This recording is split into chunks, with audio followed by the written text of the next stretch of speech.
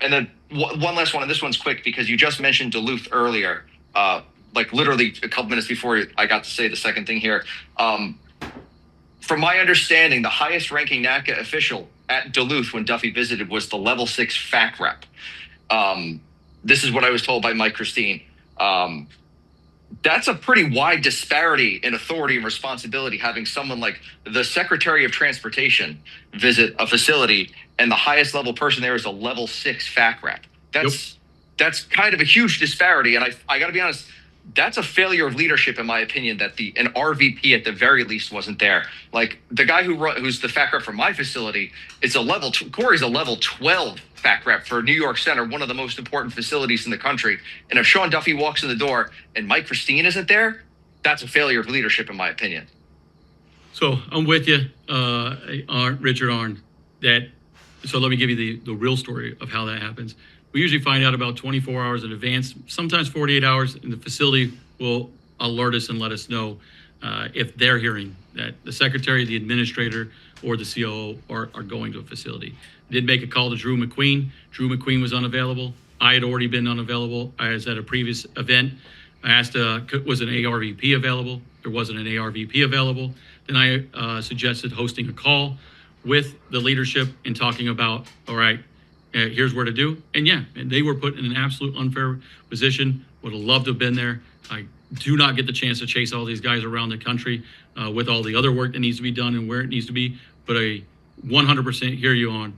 I would have much rather, in any of those occurrences, have somebody else there. And I want to clear that up with Secretary Duffy in the future that, hey, I don't want to put our, like you said, the leaders that are out there, and I don't want to tie them to either the level 12 or level 4. They're all leaders that have stepped up to do it. Their level of knowledge or experience or being new to those situations are quite often because of the size of facility that they're in. But yeah, it should continue to be worked on. I didn't like it. I know Drew didn't like it.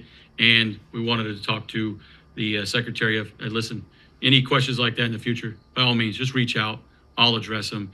And I don't want the members feeling the weight, the stress, and the pressure that they are having to figure out real time of how to best articulate the positions of the organization. So as far as that, I'll continue to do everything I can to ensure that does not happen again.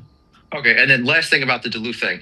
I maybe misunderstood you before when on this particular call, and I just want to make sure I heard this correctly. You're saying that the comments that Duffy made about the, I believe he used the phrase ramming through of the contract, you said that you spoke to him after said event and that he said that he was speaking, I guess, about the Indigo book, not about the contract extension that you had done? I believe he was talking about the Indigo book because we've talked about that before.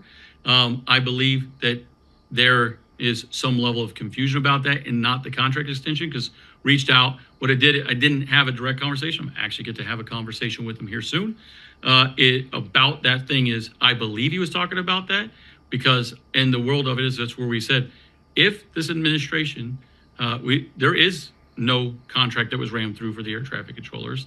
There was an extension thereof the contract because of the concern of the executive orders. And if this administration wants to engage and work through carving us out of those executive orders or otherwise, we'll absolutely engage the secretary, work with this administration to do so, and give us the fair and complete right to bargain.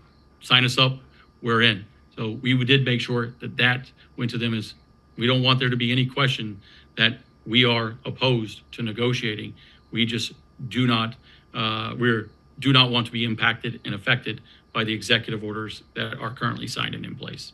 Okay, so to be clear, you believe he was talking about the Indigo book. You have not asked him that question, so you don't know if he was talking about the Indigo book, but you will be speaking to him soon, and you will confirm or deny whether or not, or confirm with him whether or not he was talking about the Indigo book or the Slate book. Is that correct? No, that's not the main topic of discussion. If it comes up and have a chance to do it, so be it. I made our position very clear that we extended it. I'm not going to you don't need to pick him apart on it as well.